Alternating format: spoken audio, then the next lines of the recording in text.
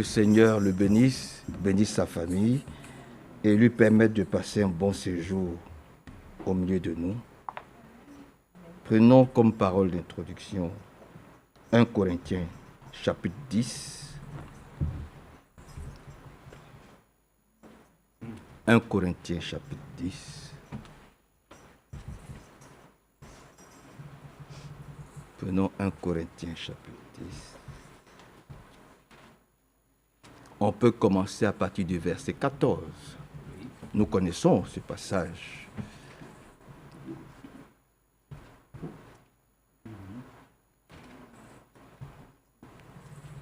C'est pourquoi, mes bien-aimés, fuyez l'idolâtrie. Amen. Amen. Fuyons l'idolâtrie, sous toutes ses formes. Amen. Asseyons-nous. Fuyons l'idolâtrie. Sous toutes ses formes. Oui. Permettez que je n'entre pas dans les détails. Gagnons du temps, parce que le prédicateur du jour, c'est le frère, donc je n'ai pas envie de me substituer à lui. Mais fuyons l'idolâtrie sous toutes ses formes. Ça, je vous le dis. Avec ceux qui sont sur les panels là-bas, les nouveaux youtubeurs, hein, les nouveaux youtubeurs qui sont sur les panels en train de critiquer, vous perdez votre temps. Nous, là, la Bible nous dit, nous devons fuir l'idolâtrie. Celui que nous suivons, celui que nous servons, celui à qui nous rendons un saint sabbat aujourd'hui, il s'appelle le Seigneur Jésus-Christ. Oui. Votre amen est faible. C'est à Jésus-Christ que nous rendons un sabbat. C'est lui notre époux. Et c'est lui qui fera de nous l'église épouse. Amen. Et c'est lui qui vient nous chercher. Donc, nous voulons fuir toute forme d'idolâtrie sous toutes ses formes. Donc, vous pouvez nous critiquer, vous pouvez nous juger, vous pouvez nous traiter de tous les noms. Nous, là, notre main est dans les mains de Jésus. Descendons un peu, par la grâce de Dieu. Je parle comme à des hommes intelligents. Je crois que nous sommes tous intelligents ici. Amen. Par la grâce de Dieu. Je parle comme à des hommes. Jugez vous-même de ce que j'ai dit. Allons, avançons un peu. La coupe de bénédiction que nous bénissons n'est-elle pas la communion au sang de Christ?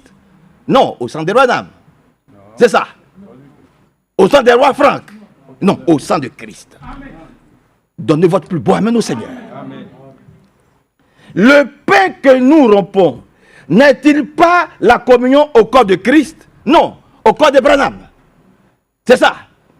Ah, je n'ai pas entendu. Aucun homme. Ici, là, n'est-il pas la communion au corps de Christ? Nous venons manger Jésus-Christ. Et nous venons boire à sa coupe.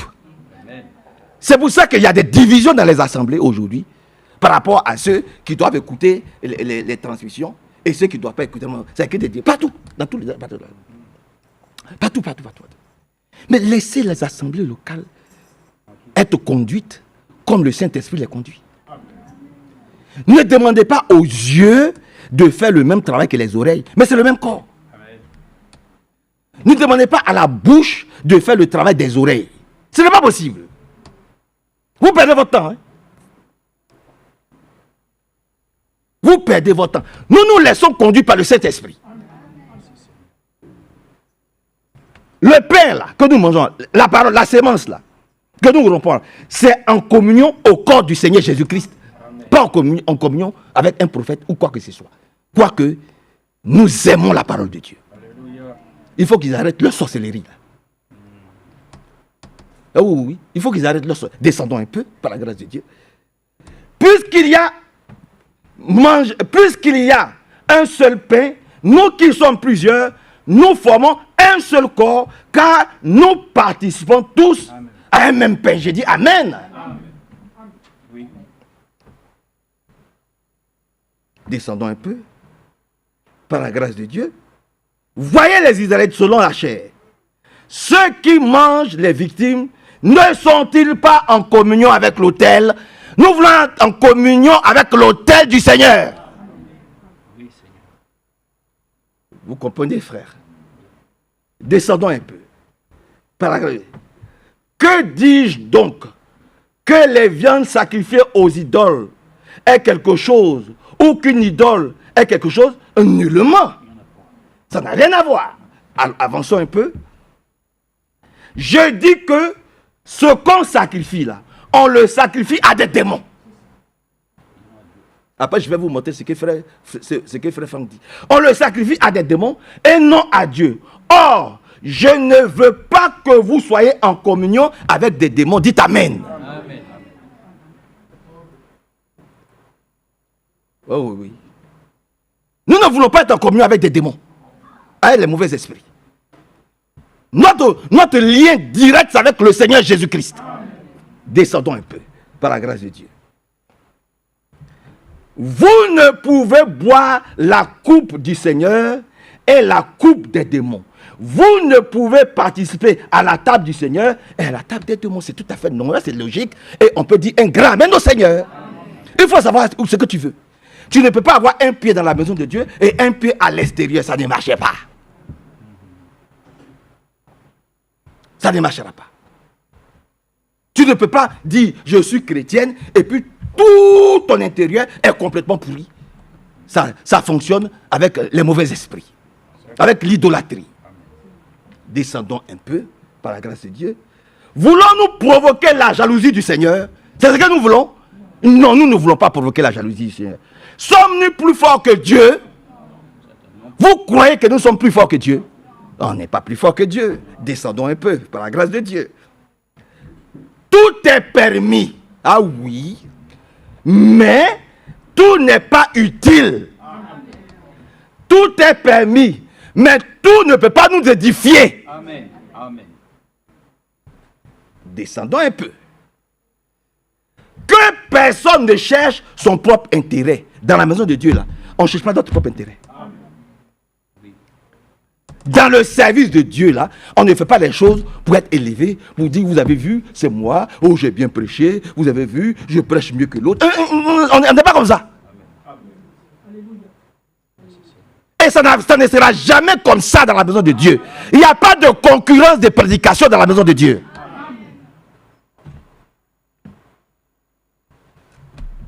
Que personne ne cherche son propre intérêt. Et ça, c'est dans tous les domaines. Mais que chacun cherche celui de l'Église. Avançons un peu par la grâce de Dieu. Mangez de tout ce qui se vend au marché sans vous enquérir de rien par motif de conscience. Voilà. Mangez de tout. C'est ça qu'il s'agit. On te sert des chenilles, mange des chenilles. Il faut goûter. Votre amen est à faire. Vous êtes avec moi. Alléluia. Vous voyez ce que je veux dire? Vous avez compris la profondeur. Et que Dieu vous bénisse. Il dit, non, voilà. C'est ça. On mange de tout. Maintenant, quand on descend un peu, descendons un peu, mes frères, voyons un peu. Car la terre est au Seigneur. Dis Amen. Amen. Parce que Satan essaie de nous tromper. Non, la terre appartient au Seigneur. Et tout ce que la terre enferme là, c'est à Dieu. Amen. Ce n'est pas quelqu'un, c'est à Dieu. La terre appartient à Dieu. Donc, les gens qui sont en train de dire, oui, voilà, vous êtes en train d'envahir l'Europe, vous êtes en train d'envahir l'Amérique, les présidents qui sont là, ils essaient de mettre des restrictions. Vous perdez votre temps, ce n'est pas votre terre. Un matin, vous allez laisser, vous allez partir. Vous perdez votre temps. Hein? La terre appartient à Dieu. Et Dieu amène les gens partout où il veut. Vous-même, vos ancêtres ont immigré aux États-Unis. La terre, là, ça appartenait à des gens qui sont autochtones. Et ça, vous ne pourrez pas arrêter les choses jusqu'à ce que le Seigneur vienne. Vous perdez votre temps. Car la terre est au Seigneur et tout ce qu'elle renferme. Avançons un peu. Par la grâce de Dieu. Si un non-croyant vous invite et que vous vouliez y aller, manger de tout ce qu'on vous présentera, sans vous enquérir de rien, par motif de conscience. Avançons un peu.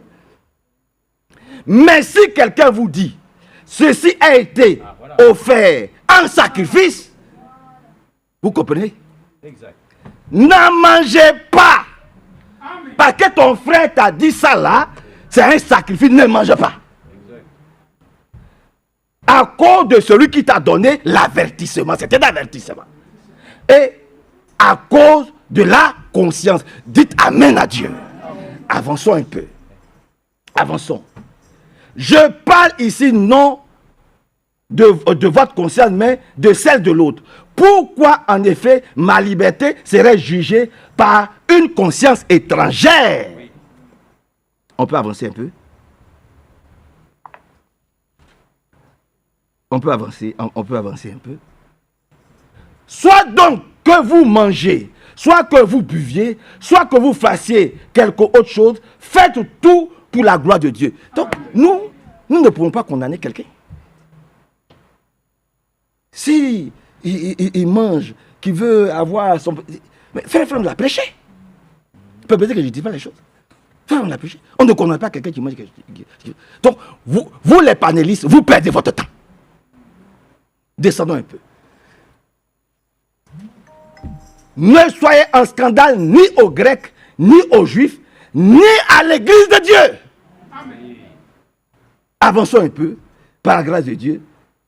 De même manière que moi aussi, je m'efforce en toutes choses de complaire à tous, cherchant non mon avantage, mais celui du plus grand nombre, afin qu'ils soient tous sauvés. C'est ça que nous cherchons. Amen.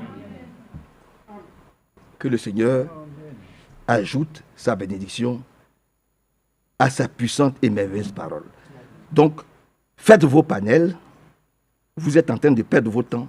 Nous avançons par la grâce de Dieu. Que Dieu soit loué. Dans la prédication du 27 août 2023 par le frère Erwal Frank, est-ce que je pourrais trouver ça?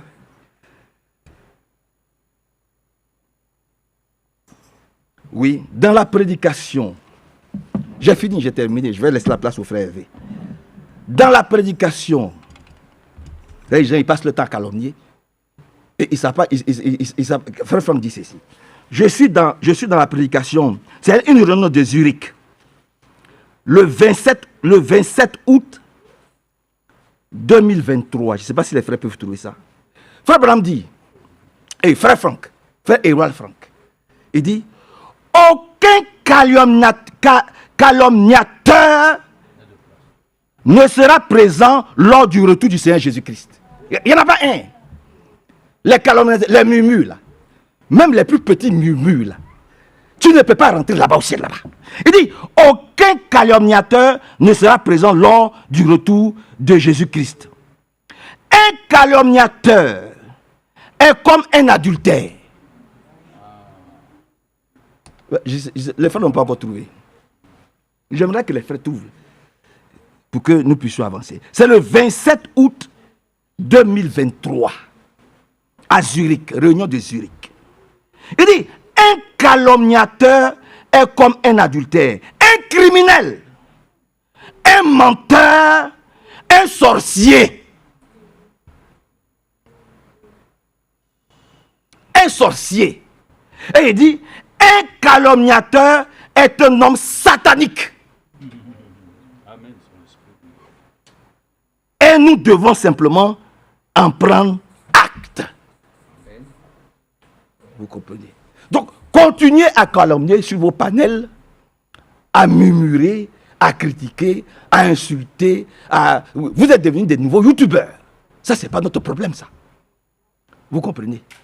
Que Dieu nous aide à ce que... Il dit, mais la sorcellerie, là, c'est ça, le calomniateur, c'est un sorcier. Il est comparable à un sorcier. Et vous savez ce que c'est qu'un sorcier? Je n'ai pas besoin d'entrer dans les détails. Que Dieu nous aide, que Dieu nous bénisse et que Dieu nous fortifie pour qu'on laisse les gens tranquilles être conduits par l'Esprit. Parce que c'est nous qui allons répondre demain. Et vous aussi, vous allez répondre de la façon dont vous faites les choses.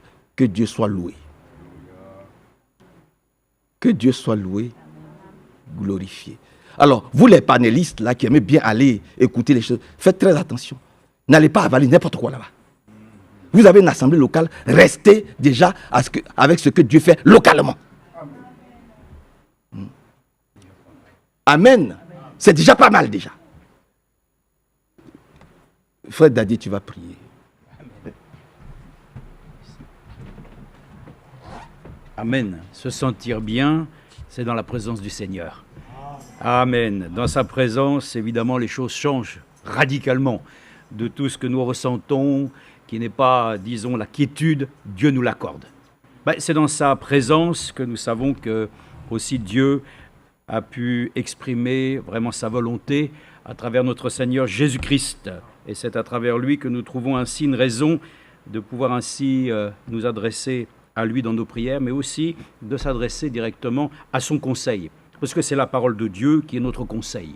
Tout le conseil de Dieu nous a déjà été donné. Alors qu'est-ce que nous pouvons y ajouter? Mais rien. On n'ajoute rien, on ne retranche rien. Mais on reprend le conseil. Et on s'entretient, on s'exhorte avec, parce que c'est dans le conseil de Dieu que nous trouvons ainsi les moyens d'avoir une foi solide. La foi vient de ce que nous entendons. Tout dépend de ce que nous entendons, quoi. Nous pouvons entendre tellement de choses, et puis nous voyons bien que la foi ne grandit pas, hein. Donc, posons-nous la question, qu'est-ce que nous entendons, qu'est-ce que nous écoutons? Alors, le frère l'a donné, bien sûr, cela m'a tout de suite ramené à ce que nous avons eu avant-hier, enfin, moi, de ce que j'ai constaté lorsque je me suis arrêté au restaurant chinois. Oui, ça m'arrive, bien entendu, de temps à autre, comme vous, de pouvoir ainsi considérer que maintenant, il y a le petit pictogramme viande halal. Ah bon, d'accord, ok. Alors, qu'est-ce que nous faisons? Est-ce que notre conscience est reprise? Alors le frère l'a dit, déjà premièrement, comme cela nous a été rappelé, le royaume des cieux n'est ni le manger ni le boire. Amen. Donc nous ne sommes pas là pour prêcher le manger ni le boire. Mais nous savons que déjà Dieu dans sa grâce nous a donné ainsi les éléments qui nous permettent par l'Esprit de savoir ce qui est bon, ce qui n'est pas bon. De ce qui est ainsi donc pour nous l'objet des fois ainsi de retenue. Moi, je dis simplement, et comme le frère l'a lu ici, tant qu'on ne me présente pas quelque chose d'ouvertement consacré à des idoles, par laquelle on dit « mange ceci », ça c'est consacré ainsi à mon Dieu, alors je lui dirais « écoute, moi personnellement, j'ai autre chose à manger, et puis même si je ne mange pas, ça sera aussi une très bonne chose. » Ouais. Mais pour le reste, frères et sœurs, de toute façon, comme il est dit, toutes ces choses-là, ce sont les hommes qui les ont instituées comme des choses par lesquelles ainsi ils reconnaissent des idoles et des dieux qui leur appartiennent. Mais nous, nous avons un seul Dieu. Et le Seigneur dit lui-même qu'il sanctifie toutes choses par sa parole. Donc, ne nous mettons pas, frères et sœurs, des poids inutiles, tant que la chose ne nous est pas imposée comme quelque chose qui est réellement sacrifié aux idoles. Bon, frères et sœurs, nous sommes tranquilles. Moi, j'ai dit chez le Chinois, des fois, au début, il y avait des Bouddhas. Mais c'est des statues. Mais Bouddha, il reste tranquille, hein. Je ne vais pas les renverser ainsi la statue en disant « Non, excusez-moi, moi. » Non, non, si je ne veux pas, je m'en vais. Mais ces choses-là ne doivent pas avoir d'influence sur nous, n'est-ce pas? La seule chose qui doit avoir une influence réelle en nous, c'est le Seigneur. Amen. Et son esprit. Amen. Donc nous sommes très reconnaissants que notre bien-aimé frère Franck, lui, ne pouvait pas supporter un plat de cuisses de grenouille. Frère Franck, c'était une chose. Frère Branham, c'était les escargots. Ah, frères et sœurs, on n'est pas là pour parler de ça, hein. Nous sommes là pour nous entretenir de la nourriture convenable pour le temps présent. C'est ce que nous devons manger pour notre âme. Pour le reste, faisons plutôt attention de faire le régime, hein, de ne pas manger au-delà de ce que nous avons besoin, car il est dit, ça nous assoupit. Et puis nous savons qu'ainsi, celui qui mange de trop, il pêche. C'est ainsi que Frère Branham nous a raconté qu'un jour, un homme avait des crises d'épilepsie, et lui-même l'a dit. Ah, frère, vous avez des crises d'épilepsie parce que vous avez abusé du maïs. C'est Frère Branham qui l'a dit. Il l'a dit. Et vous croyez qu'il l'a dit simplement parce que c'était une chose que lui-même a imaginée? Il savait que l'Esprit de Dieu lui avait montré que cet homme avait abusé et avait ainsi au-delà des choses normales. Et cela lui avait attiré ses problèmes. Donc, que Dieu nous accorde la grâce de pouvoir ainsi donc nous reposer sur le Seigneur. Je vous dis aussi une chose, quand j'écoutais le frère chanter, et même que nous chantions, je me suis dit, nous n'avons pas de batterie ici, hein. Boum, boum, boum, boum, ça fait beaucoup de bruit, hein. Mais je me suis dit, qu'est-ce que c'était beau sans batterie, hein. Nous n'avons pas besoin toujours de faire du bruit, de pouvoir ainsi animer nos chants avec ainsi toutes sortes d'instruments qui seraient ainsi percutants. Mais la véritable louange qui sort du cœur est plus belle que le chant matinal des oiseaux. Amen. Donc nous sommes heureux de chanter avec les voix que Dieu nous a données. Et si nous avons quelques instruments, nous n'avons pas besoin de faire tant de bruit. Ce que nous avons besoin, c'est de faire vibrer les choses que nous chantons en disant « Seigneur, je chante la chose parce que je la crois. » Hein? Il ne faut pas se créer une ambiance.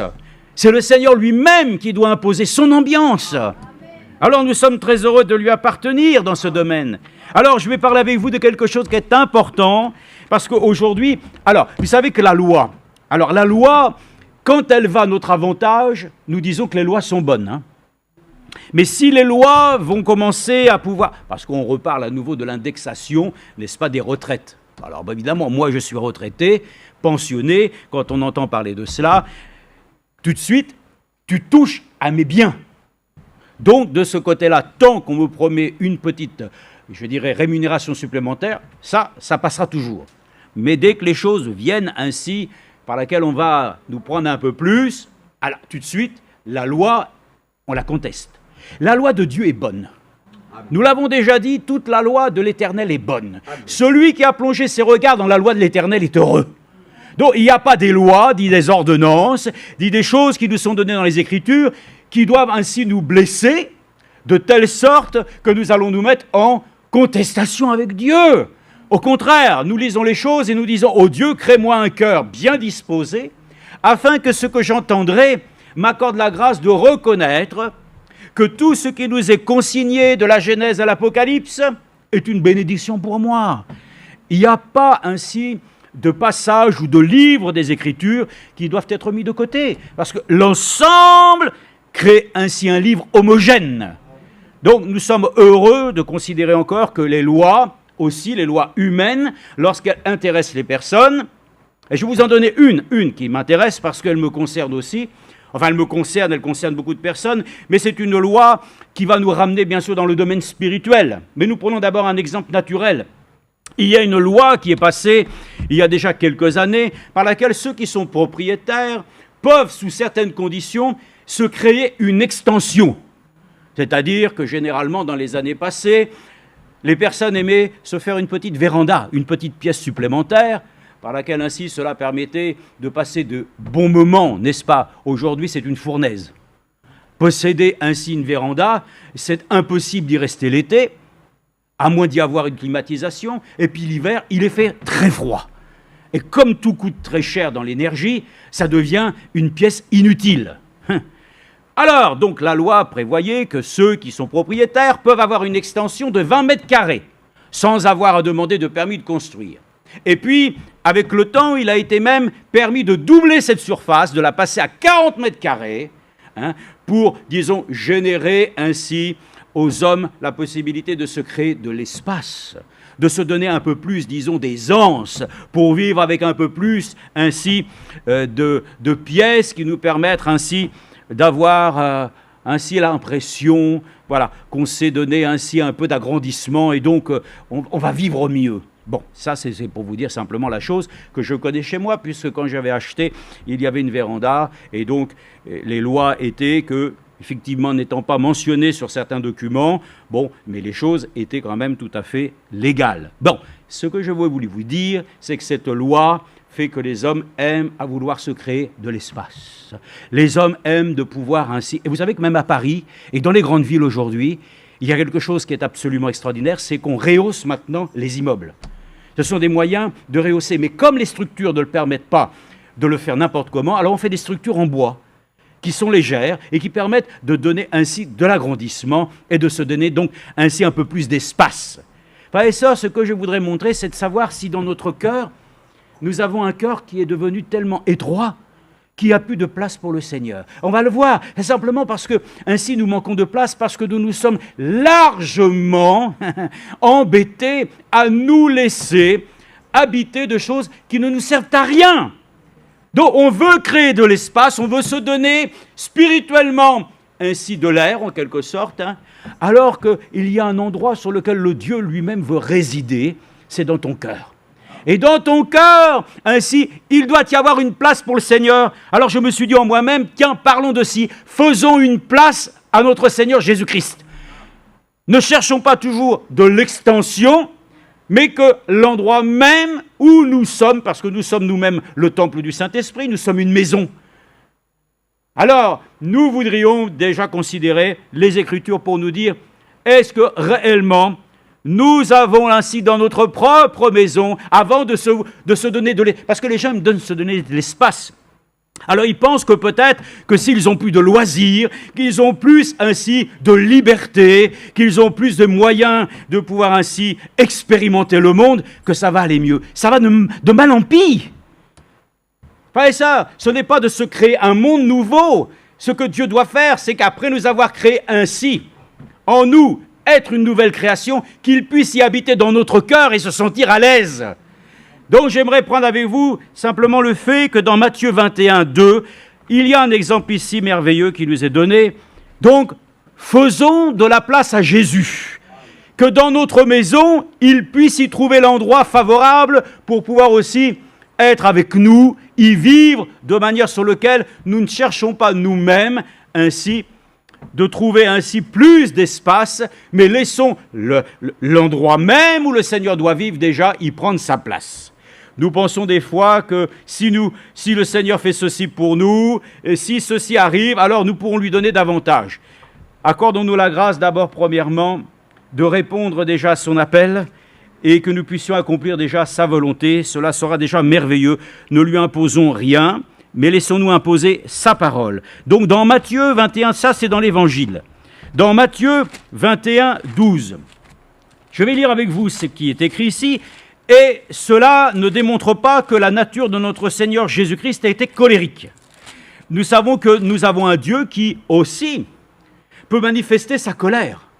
Nous avons aussi un Dieu qui est jaloux, nous avons un Dieu aussi qui a manifesté certains sentiments, mais je vous le dis tout de suite, Dieu n'est pas comme un homme pour mentir. Et il n'est pas comme un homme pour avoir la colère des hommes. La colère de Dieu est sainte.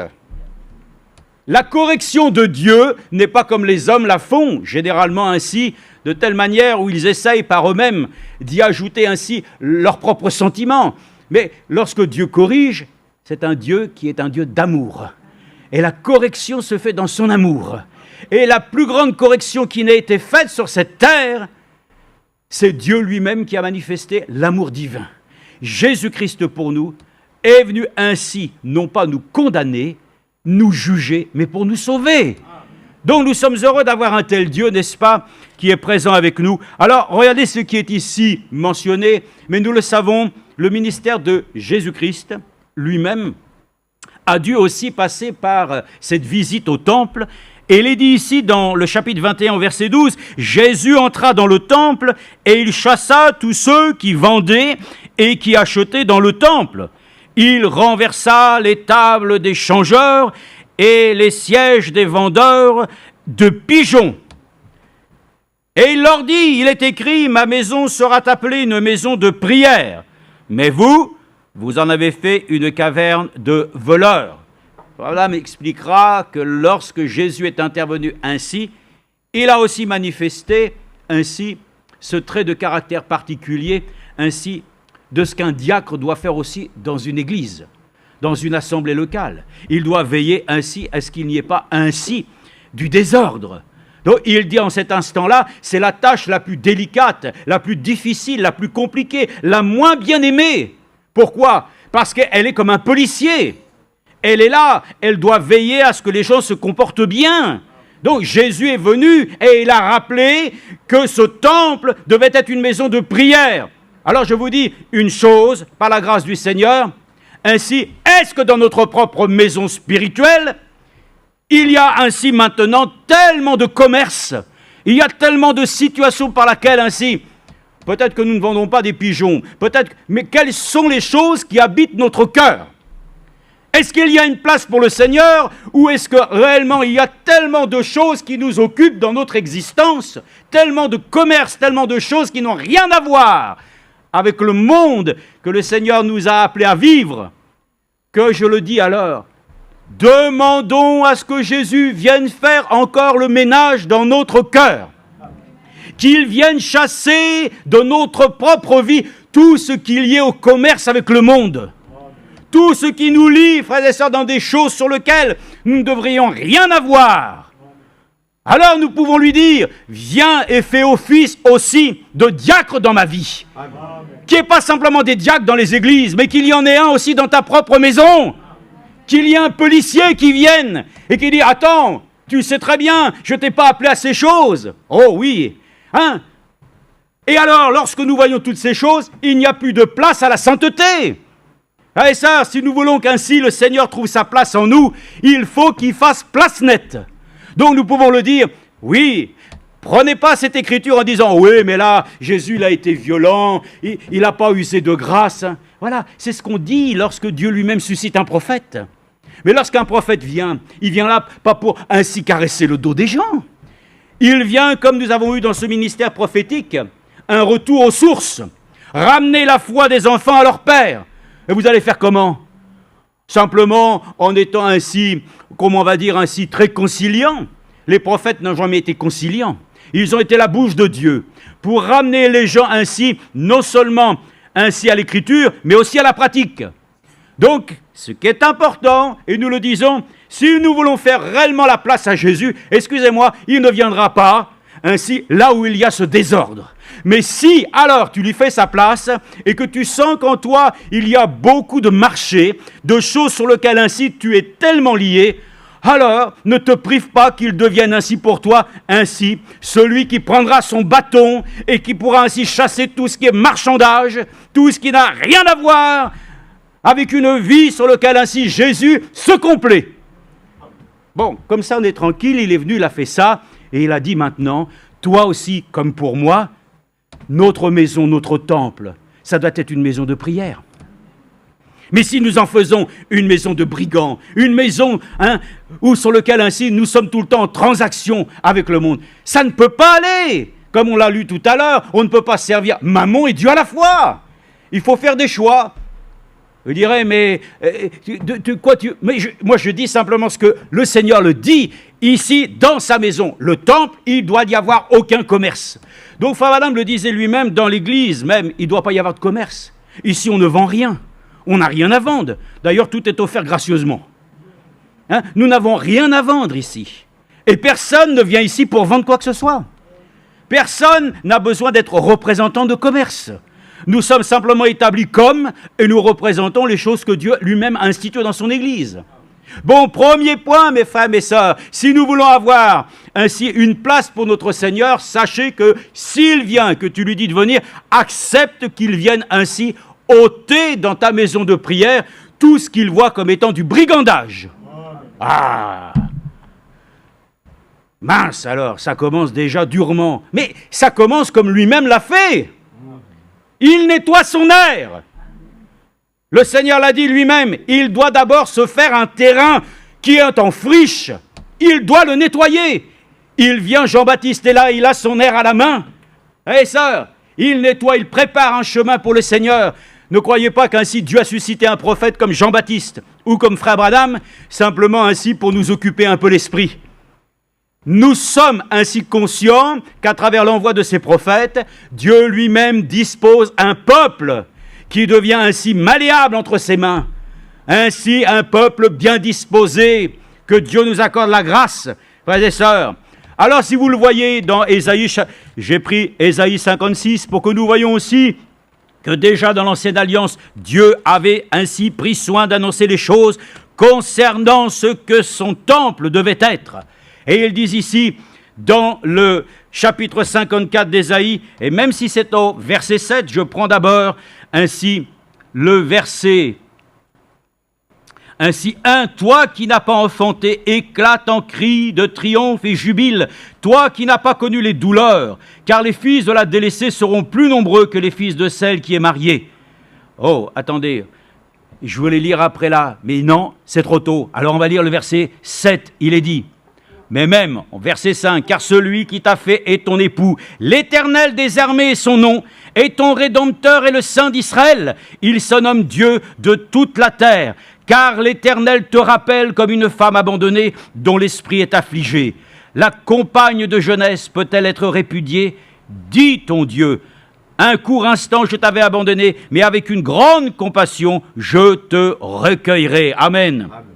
Alors nous sommes heureux que le Seigneur nous ait lui-même accueillis On va revenir à 54, verset 2. Regardez simplement ce qu'il est dit ici. Avant que nous puissions comprendre, comme je vous l'ai dit, les lois des hommes permettent aux hommes de faire une extension de leur habitation. Et nous aussi, nous aimerions avoir en quelque sorte plus de place, n'est-ce pas? En fait, je vais vous dire, il faut d'abord que nous nettoyions notre air. Il faut que nous puissions dans nos maisons. Écoutez, j'ai vu dernièrement, bon, c'est une sœur, bon, ok, peu importe, bon, mais dans sa maison, il n'y a que des bibelots. Que des choses qu'on a amassées avec le temps, qui ne servent à rien, qui prennent une place phénoménale. Et après, on ne sait plus où mettre les choses, n'est-ce pas? Que Dieu nous aide à nous débarrasser, frères et sœurs, des attachements avec les choses du passé. Amen. Nous sommes liés avec tellement de choses. Faisons attention même dans certaines choses que nous possédons. Soyons conscients. Oh là, ça vient de je ne sais qui, tout ça. Mais écoutez, moi, avec le temps, j'avais la montre de mon arrière-grand-père. Il était ainsi conducteur de locomotive à vapeur. Et donc, on donnait ainsi une montre, parce qu'en ce temps-là, l'exactitude, la promptitude, ça existait. Et la seule chose qu'il fallait faire, c'était mettre sa montre à l'heure. Et c'était des montres ainsi particulièrement ainsi bien constituées, solides. On me l'a donné. Et avec le temps, bon, puis à un moment donné, je me suis dit, mais j'ai plein de choses comme ça. Oui, mais c'est les souvenirs de tes parents. Ah oui, d'accord. Non, mais ce que je veux me souvenir, moi, c'est du Seigneur surtout. Hein, me souvenir simplement des choses sur lesquelles... Bon, ok. Mais à un moment donné, j'ai dit, il y a des choses, il faut que je m'en débarrasse. Alors, j'avais vu qu'il y avait un musée ferroviaire. Ils ont été heureux. Ils ont été heureux de voir certains éléments. J'ai dit, ça servira plus aux autres qu'à moi. Comme ça, ils auront le souvenir de voir ce qu'on pouvait donner en ce temps-là. Et il y a des gens qui aiment ça. Mes frères et sœurs, ça, c'est pas trop grave. Mais lorsque nous possédons certaines choses chez nous qui n'ont rien à voir, demandons à Dieu qu'il nous aide à pouvoir nous assurer que dans nos propres maisons, il n'y a pas plein de choses qui occupent l'espace et qui empêchent justement que la spiritualité de notre Dieu vienne occuper les lieux. Avant de vouloir faire de l'espace, commençons par enlever ce qui pollue, ce qui prend tellement ainsi d'endroits. Ça ne sert à rien. Veillons à ce que nous puissions ainsi nous réjouir. Regardez maintenant ce qui est dit ici. Alors non, on va lire d'abord Jacques, chapitre 4. C'est bien une question de cœur, parce que l'Écriture dit dans Jacques, chapitre 4, verset 7. Lisons ensemble dans Jacques, chapitre 4. Alors, nous voulons faire de la place pour Jésus. Dans nos vies, nous voulons ôter, nous voulons enlever toutes les choses qui empêchent que le Seigneur prenne sa place. Mais je vais vous dire une chose, ce n'est pas simplement la personne de Jésus que nous parlons. Nous parlons de l'Esprit qui nous anime. Que l'Esprit de Dieu puisse prendre place du hall d'entrée de la maison jusque dans la chambre à coucher. Pas simplement dans le salon, là où on reçoit les frères et les sœurs. Que nous puissions réellement, frères et sœurs, faire de la place au Seigneur dans tous les éléments de notre existence. Il y a encore beaucoup de passion dans la vie des gens. Hein. Il y a beaucoup de passion. Oh, oui, mais moi, j'ai quand même encore des passions pour le sport, des passions pour des choses. Ah, et ça, demandons à Dieu que toutes les passions qui sont liées à des relations avec les choses de l'homme puissent laisser place à la passion du Christ. Lui, il n'a pas fait ainsi cas de sa personne, mais il a mis le comble à son amour. C'est pour ça qu'on appelle ça la passion du Christ. Ce n'est pas simplement d'aller faire à Jérusalem, comme beaucoup, portant une grande croix. Oh oui, puis au bout, comme je l'ai dit, il y a une petite roue, évidemment, parce que c'est tellement lourd. Hein. Le Seigneur, lui, il a porté sa croix. Quand elle était trop lourde, alors il y a eu ainsi Simon de Cyrène, qu'on a désigné ainsi pour lui-même l'aider. Mes frères et sœurs, ce n'est pas simplement ainsi un chemin de passion que les gens prennent comme s'ils s'impliquaient dans ce qui avait été fait. Nous nous impliquons dans ce que lui-même a accompli. Et ce qui est accompli, ça, c'est notre souci. Ce n'est pas simplement ainsi de vouloir se donner ainsi le loisir de passer sur les traces de Jésus, mais c'est de marcher dans ses traces ensanglantées. Nous ne sommes pas là simplement pour aller visiter l'histoire. Nous sommes ainsi, comme le frère l'a dit hier, nous sommes les contemporains. Nous voulons vivre Jésus-Christ aujourd'hui. Nous ne voulons pas simplement le vivre dans les temps passés, dans l'histoire lointaine. Nous ne sommes plus dans le temps de la réforme. Nous sommes dans le temps de l'accomplissement des promesses de Dieu, qui a nécessité qu'il fallait qu'il y ait d'abord ainsi rétablissement, restauration. Et comme nous le connaissons si bien maintenant, tout le monde est capable de prêcher ça, l'autel, les lits, les pierres rebâties, tout le monde est capable de ça. Mais tout le monde n'est pas capable de vivre encore la parole. Et c'est ce que nous demandons au Seigneur. Si nous voulons que tu aies une place de choix dans notre vie, il faut penser déjà que tu viennes et que tu enlèves tout commerce. Deuxième chose, que tu viennes ainsi ôter tous les fétichismes, d'ôter ainsi tout ce qui est lié à ce que nous avons dit, de l'idolâtrie. Et le frère l'a dit, sous toutes ses formes. Et il y en a beaucoup. Donc, nous n'avons pas besoin de conserver des choses sur lesquelles ainsi cela ne nous procurerait, frères et sœurs, que malheureusement des sujets de tristesse. Nous voulons donc considérer l'écriture de Jacques, chapitre 4. Elle est importante. Regardez ça, combien c'est beau. Pourtant vous dites, mais je l'ai déjà lu. Oui, mais relisons-le aujourd'hui dans son contexte. Et nous voyons qu'alors il est dit, chapitre 4, verset 7, « Soumettez-vous donc à Dieu. » Alléluia. Donc là, voyez-vous, ça bannit toutes les contestations. Ça bannit ainsi tous les obstacles sur lesquels nous nous dressons nous-mêmes en disant « oui, mais, et oui, mais, et oui, mais ». Non, dans la foi, il n'y a pas de « oui, mais ». Dans la foi, c'est « oui » et « amen ». Soumettez-vous donc à Dieu, résistez au diable, il fuira loin de vous. Approchez-vous de Dieu et il s'approchera de vous. Mais maintenant, regardez. Purifiez vos mains, pécheurs, et nettoyez vos cœurs. Mais comment je vais faire? Je vais à la douche, je me lave bien les cheveux, les oreilles, j'y prends soin, le nez aussi, puis les poils des fois aussi, tout. Mais pour aller nettoyer le cœur, frères et sœurs, il n'y a que Dieu qui peut faire cela. De la même manière que la circoncision ne vient pas de la main de l'homme, mais que la circoncision soit réellement visible. On mettait dans les temps passés, et nous ne l'avons plus, je ne sais pas où il est d'ailleurs, mais on mettait toujours à l'entrée de la maison, voilà, celui qui est l'auteur de toute conversation. Hein. On aimait mettre ces petites choses, on aimait mettre un verset de la Bible. Maintenant, on n'en voit plus. Mais des fois, on voit même d'autres choses qui n'ont rien à voir avec la foi. Redonnons place au Seigneur. Amen. Laissons-le lui-même purifier nos cœurs. Pourquoi? Quand Dieu purifie un cœur, il vient lui-même y faire sa place. Lui-même l'a dit, je viens y faire ma demeure. Écoutez, nous sommes dans le temps où il est dit, et c'est Frère Branham qui nous l'a expliqué, ce n'est pas en vain que nous disons ces choses. Pourquoi nous disons que nous devons faire place à Jésus? Parce que c'est le seul âge où on l'a mis dehors. Faisons attention que ce ne soit pas nous qui l'ayons mis dehors. Il y a tellement maintenant, avant, avoir une télévision à la maison, elle était en noir et blanc, avec une seule chaîne, je ne pouvais pas me disputer avec ma sœur. Tu veux regarder la première ou la deuxième? Il n'y en avait qu'une. On était tout jeunes. Pour nous, c'était comme ça. Après, il y en a eu deux. Ça commençait à devenir conflit. Mais maintenant, il n'y a plus de conflit. Parce que, de toute façon, j'ai vu des maisons, il y a des télévisions dans chaque pièce. Et mieux encore, de toute façon, notre téléphone portable a pris le relais. Il est connecté en Wi-Fi. Et les applications nous donnent un accès immédiat. Mais il est dit, purifions nos cœurs. Pécheurs, et nettoyez vos cœurs. Âme partagée. Âme partagée, comment c'est possible? Mais le frère l'a dit tout à l'heure. Il y a une moitié qui sert le Seigneur, une autre moitié qui... Mais Dieu ne peut pas avoir une place là alors. Faisons-lui une place nette.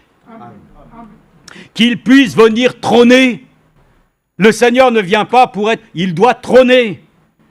Il doit être là. Alors il dit, reconnaissez votre misère, menez deuil, pleurez, que votre rire se change en deuil et votre joie en tristesse. Humiliez-vous devant le Seigneur et il vous élèvera. Amen. Alléluia. Regardez ce qui, je vous l'ai dit dans Luc, regardez ce qui est dit. C'est ce que le Seigneur fait aujourd'hui avec son message, avec sa parole. Il a le van à la main. Et croyez-moi, vous savez la chose qui doit se passer? Il doit y avoir un vannage dans notre vie. Dieu doit venir battre maintenant ainsi. Parce que le temps de la récolte est arrivé. Et le vanage, c'est la séparation de la semence avec la balle. Et nous savons que la balle n'héritera pas avec la semence. Et ça, le temps de la délivrance est approché. Puisse le Seigneur nous accorder la grâce qu'il vienne dans notre propre vie achever ce qu'il a commencé. Qu'il puisse venir récolter. C'est même pas nous, les prédicateurs aujourd'hui. Tout le monde semble vouloir ainsi prendre l'autorité de lui-même faire la récolte. Oh, c'est lui-même, il l'a dit à son serviteur, moi-même. Et aujourd'hui, on n'a jamais vu autant d'hommes s'élever pour dire, oui, mais il a voulu dire qu'il va m'utiliser, certainement. Certainement qu'il a toujours utilisé des hommes, mais il a dit, je vais m'en charger moi-même. Moi-même, je viendrai. C'est pour ça qu'il est dit ici dans Luc chapitre 3, les évangiles sont toujours précieux, et ce qui a été dit ici, Luc chapitre 3, c'est les versets 15 à 18.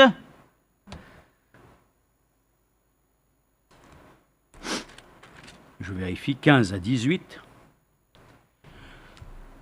Comme le peuple était dans l'attente et que tous se demandaient intérieurement si Jean n'était pas le Christ, il leur répondit à tous, « Moi je vous baptise d'eau, mais il vient celui qui est plus puissant que moi, et je ne mérite pas de délier la courroie de ses sandales. » Je ne sais pas si vous avez entendu comment frère Franck a dit, je crois, c'était peut-être mercredi, mais lui-même il a dit qu'il ne se sentait même pas digne de délier les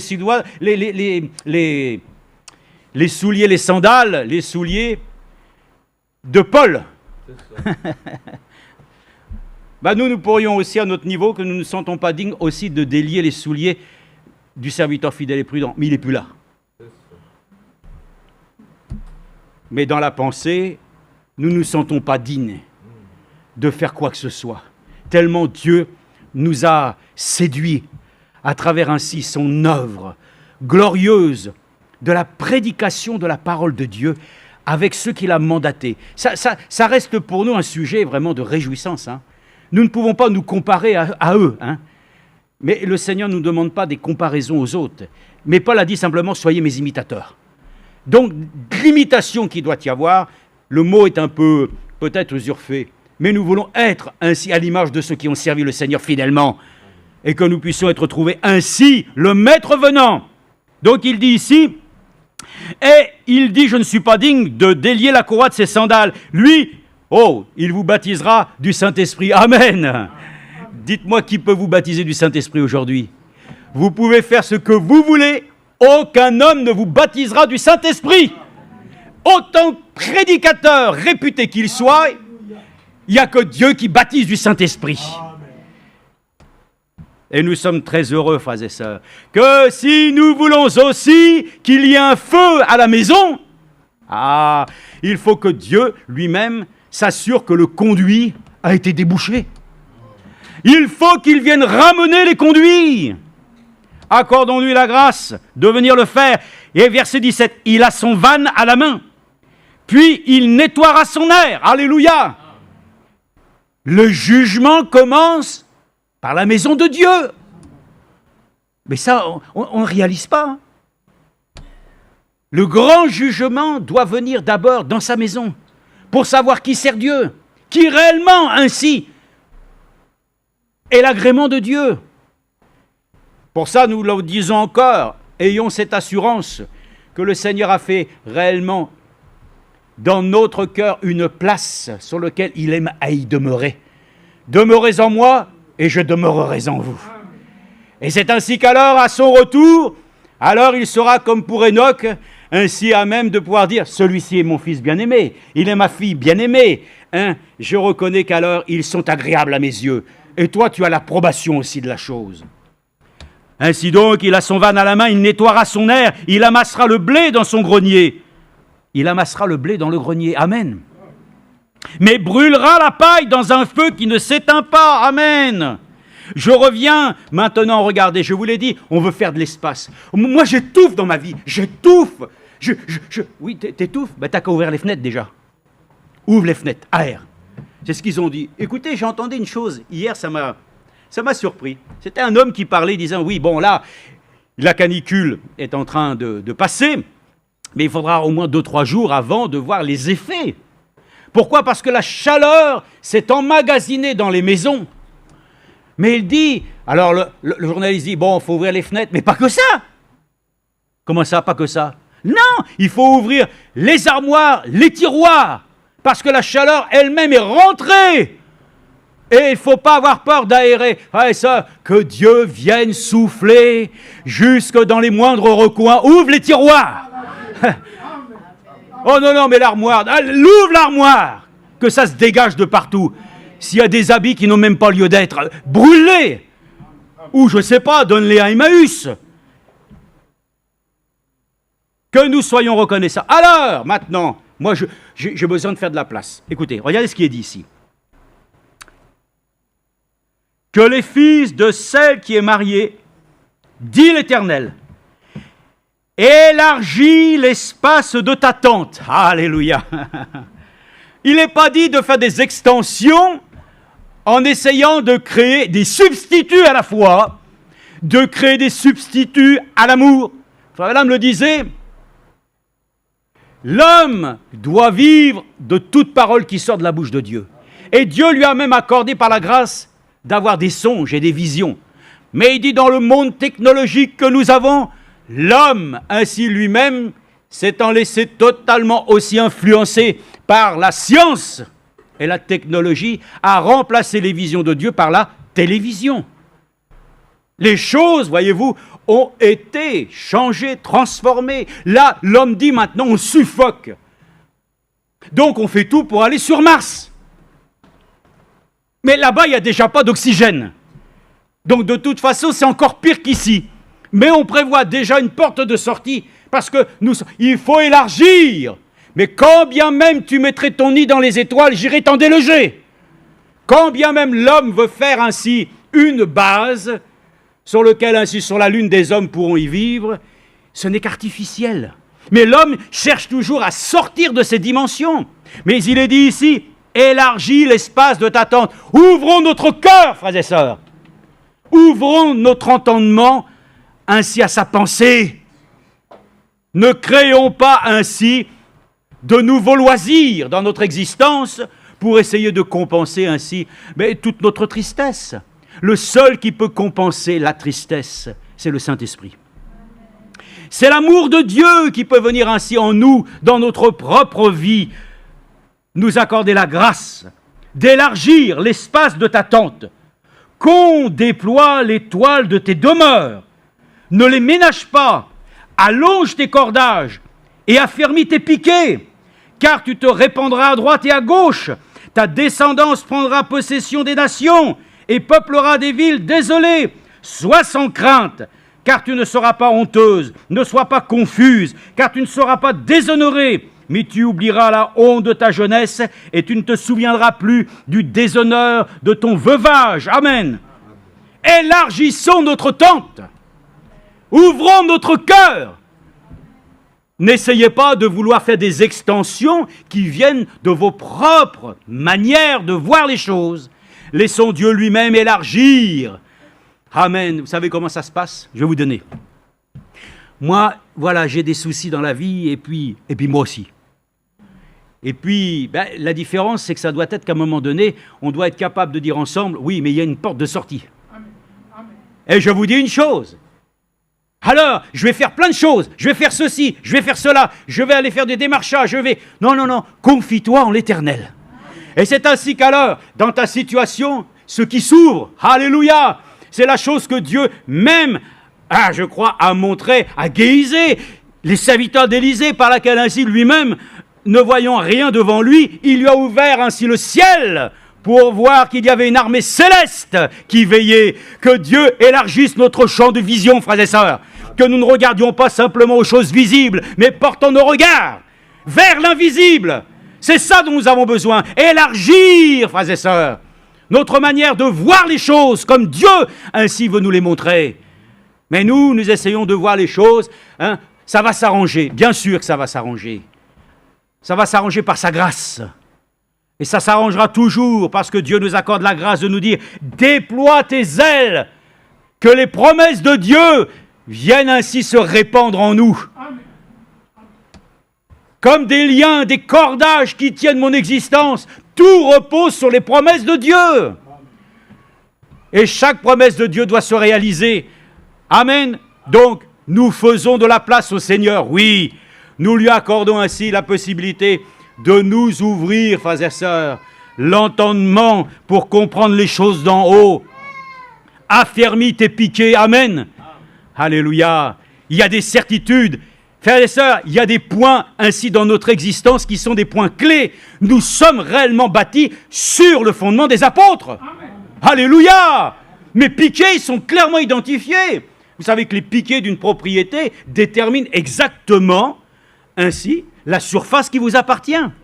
Mais moi, frères et sœurs, nous savons aussi que les piquets que nous avons placés déterminent ainsi notre appartenance à Dieu. Nous savons à qui nous appartenons et en dehors de ça, nous n'avons rien à voir. Donc, nous avons placé ainsi des piquets sur lesquels ainsi nous pouvons faire reposer notre existence. Continuons, frères et sœurs, dans 2 Corinthiens. Alors, il y a des personnes, et je le comprends, ils se sentent à l'étroit chez eux. Mais attendez, quand on a une famille, qu'on a des enfants et qu'à un moment donné on vit dans 2 pièces, c'est tout à fait normal qu'on puisse chercher à pouvoir avoir plus d'espace. Pourquoi ? Parce qu'on est plus nombreux. Alors là, c'est juste. Il faut que chacun puisse trouver ainsi, dans ainsi l'espace de vie, chacun à son endroit. Ça, c'est juste. Mais ça, Dieu peut nous l'accorder aussi, ça. Ah oui, Dieu est fidèle, frères et sœurs, pour nous accorder la grâce de nous apporter de ce dont nous avons besoin. Et le Seigneur sait. Alors, comment fait-il ? Mais il fait toujours les choses à point. Il les fait toujours au bon moment et il sait nous étonner dans ce domaine, n'est-ce pas ? Alors, il est vrai que des fois, on peut se sentir à l'étroit. Mais si c'est toi qui se sens... Je me sens oppressé. Voilà, ça c'est le diable. Je me sens coincé. C'est l'ennemi. Les gens qui souffrent ainsi, et nous le voyons de dépression, tous les jeunes, en grande partie, et nous le voyons même dans la famille, des personnes d'une 35-40 ans, et qui sont aussi des liens de famille, qui nous parlent, et on sent qu'ils ont besoin de se décharger. Je suis dans le burn-out. Vous entendez que ça, burn-out. Les gens sont poussés à bout, retranchés, ils sont complètement prisonniers. Hein. Bon, ça c'est l'esprit du monde. Hein. Mais même un enfant de Dieu qui est libre, il peut sentir aussi ses effets. Hein. Mais il se confie dans le Seigneur. Et comme le Seigneur l'a dit, il ne fait pas porter au-delà de ce que tu peux supporter, amen. Mais là, lui, l'incroyant, il ne sait pas, lui. Pour lui, il va sombrer, et puis il sombre. Mais Dieu n'a pas dit que tu allais couler. Le Seigneur dit que nous allons voguer avec lui. Ça va être dur, mais avec lui, nous allons y arriver. Et nous le croyons, frères et sœurs, si tu es dans une situation difficile, que tu sens que la situation te met... Confie-toi en l'Éternel. Confions-nous en lui. De toute façon, on n'a pas autre chose. On dira, alors vous avez réponse à tout. Dès que ça ne va pas, c'est Dieu. Non, c'est tout le temps Dieu. C'est tout le temps Dieu. Non, c'est pas simplement quand il y a un problème, tu dis voilà. Non, c'est toi qui dis ça. Mais nous, on dit tous les jours, même quand tout va bien, c'est Dieu. C'est la différence. Toi, ça va bien, mais tu ne sais pas Dieu. Voilà. Peut-être que ça ira mal, peut-être que tu feras une petite aparté sur la chose. Mais nous le disons. C'est avec Dieu du matin au soir. Et même si nous n'avons pas toujours la force et la capacité de l'invoquer, en tout cas, lui reste fidèle. Comme il est dit, si nous ne le sommes pas, il reste fidèle. Donc, nous sommes conscients que des fois, nous pouvons nous sentir à l'étroit.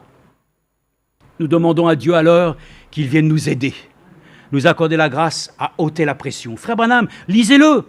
Laissez sortir la pression. Il faut relire ces choses. Pourquoi est-ce que vous croyez que tous ces messages nous ont été donnés ? C'est maintenant qu'ils ont une utilité. Si tu te sens oppressé, lis le message. Laissez sortir la pression. Et vous allez voir qu'est-ce qui va se passer. Il va vous donner la possibilité d'ouvrir l'endroit où ça va partir. Sinon, ça va exploser. Donc, nous remercions le Seigneur qu'il nous accorde son aide. Dans 2 Corinthiens chapitre 6, oh là là, cette écriture aussi. 2 Corinthiens chapitre 6, les versets 11, déjà pour commencer. Regardez. Nous nous sentons à l'étroit ce matin pour des situations diverses et variées. Notre bouche s'est ouverte pour vous. Notre cœur s'est montré large. Alléluia. Celui qui est faible, accueillez-le. comme faible, afin qu'il soit fort. Et que le fort ne se glorifie pas, mais que le fort remercie le Seigneur, qu'il puisse maintenir ainsi cette consistance qu'il a, que Dieu lui accorde, pour l'utiliser afin que le faible devienne fort. Donc il est dit, notre cœur s'est montré large. Vous n'êtes... Oh, écoutez, je vous dis ça parce que c'est comme ça que les choses sont dites. Notre cœur s'est montré large. Vous n'êtes pas à l'étroit au-dedans de nous, amen. C'est le diable, hein. Quelqu'un se sent à l'étroit aujourd'hui. Il sent qu'il manque de place, il sent que... Alors, il veut se créer une extension. Il veut essayer d'avoir... Bon, mais il est dit que ceux qui ont prêché la parole de Dieu se sont montrés comme un cœur large. Donc, on ne peut pas être à l'étroit dans la foi, c'est pas possible. C'est nous qui nous sommes mis ainsi, encore une fois, malheureusement, des taquets. C'est nous qui sommes limités. Que Dieu brise nos limites. Que Dieu brise ainsi nos certitudes. J'ai ça, et je ne vais pas plus loin que ça. Mais tu te prives que Dieu lui-même, qui a toute autorité, révèle sa toute-puissance. Donc, nous ne nous sentons pas ainsi liés, prisonniers, parce que nous avons reçu la parole de la liberté. Et il est dit, nous ne sommes pas à l'étroit au-dedans de nous, mais c'est en vous-même que vous êtes à l'étroit. C'est vous. Que Dieu nous sorte de l'étroitesse. Alors, je vais essayer. Ne trouve pas une solution toi-même. Laisse le Seigneur lui-même t'accorder aussi de replonger tes regards dans la loi de l'Éternel qui est parfaite. Car il est dit ici, mais c'est en vous-même que vous êtes à l'étroit. En contrepartie, je vous parle comme à des enfants, montrez-vous large, vous aussi, amen. Eh bien, comment ça pourrait être? Je vais vous donner simplement un exemple. La loi même fondamentale pour les enfants de Dieu, faites aux autres ce que vous aimeriez qu'on vous fasse vous-même. Il y a plus de joie donnée qu'à recevoir. Mais je suis à l'étroit, j'attends toujours, j'ai des problèmes et tout ça. C'est vrai. Libérons-nous au Seigneur, ouvrons-nous à lui. Que le Seigneur... Alors, je vais vous dire une chose, c'est une chose merveilleuse, hein. Merveilleuse pour celui qui l'a trouvé. J'ai vu cet article. En Belgique, un étudiant de 18 ans qui travaille pour la 3e année pour une entreprise se voit confier une tâche ô combien délicate et pas forcément des plus agréables, de pouvoir ainsi s'occuper des canalisations. Et dans le principe même, il faut aller profondément pour pouvoir trouver ainsi certainement les fondements de la maison afin de pouvoir y donner un emplacement favorable pour, à nos mots, mettre ainsi donc de la nouvelle tuyauterie. Et ce jeune homme, alors qu'il va jusqu'au quasiment au pied des fondations, il dit « J'ai vu briller soudainement quelques pièces. » Ah, je me suis dit « Tiens, ça doit être quelques euros qui sont tombés ici. » Et en y regardant, il a vu un alignement de pièces d'or. Et ensuite, en allant de plus en plus profondément, il a trouvé des lingots, il a trouvé, enfin, quasiment pour 9 millions d'euros. 9 millions d'euros. Bon, là, la somme elle-même, pour l'instant, est mise de côté. Nous n'entrons pas dans ce qui sera ensuite pour savoir à qui ça appartient, Nico, c'est pas ça. Mais je me suis dit en moi-même, et il était dit dans l'article, il a fallu qu'il puisse aller jusqu'aux fondations. Amen. Il a été aux fondations pour trouver ainsi ce trésor caché. Voyez ça, laissons le Seigneur gagner la profondeur de notre cœur. Parce qu'il y a un trésor, amen, que nous avons peut-être obstrué aujourd'hui. Il n'y a plus de place pour le Seigneur. Le trésor qui faisait ainsi la joie de notre cœur s'est laissé ainsi, malheureusement. Des cloisons ont été montées. Que Dieu brise toutes les cloisons. On ne s'est pas rendu compte que c'est devenu étroit parce qu'on s'est monté des choses, des problèmes. Que Dieu détruise toutes les cloisons qui nous empêchent de bénéficier, amen, du trésor qui est à la fondation même de notre existence. Jésus-Christ lui-même étant la pierre angulaire, devenant la pierre faîtière. Alors je me suis dit en moi-même, c'est vrai, peut-être que nous n'avons pas de place parce que nous avons bâti aussi des cloisons dans notre propre cœur. Mais lui qui est venu, il a brisé le mur de la séparation par le ministère de la réconciliation. Il nous a ouvert, comme on l'a entendu, bien des semaines en arrière, mais maintenant nous avons un libre accès. Frères et sœurs, si nous voulons laisser la place à Jésus, ayons encore ainsi la pensée de voir ce qui a été cloisonné dans nos vies. Qu'est-ce que nous avons mis ainsi qui empêche pleinement l'Esprit de Dieu? Vous savez, le Dieu Tout-Puissant, il force personne. Il propose. Mais si notre volonté devient plus forte que la sienne, alors nous devenons des gens qui résistent. Dieu résiste aux orgueilleux. Mais nous disons, oh Dieu, nous ne souhaitons aucune attitude orgueilleuse envers lui. Comme il est dit, sommes-nous plus forts que Dieu? Non. C'est lui qui, de toute façon, en toute situation, il a le dernier mot. Ainsi donc, ce garçon a découvert quelque chose qui était ainsi, même pas dans un coffre-fort. Il a dit, c'était posé ici, mais il s'avère qu'avec le temps, des choses se sont construites, quelqu'un n'a pas fait attention, n'a pas vu. Mes frères et sœurs, que Dieu nous accorde la grâce d'avoir alors une vue affûtée, pour que nous puissions comprendre. Alors, vous n'êtes pas à l'étroit au-dedans de nous, mais c'est en vous-même que vous êtes à l'étroit.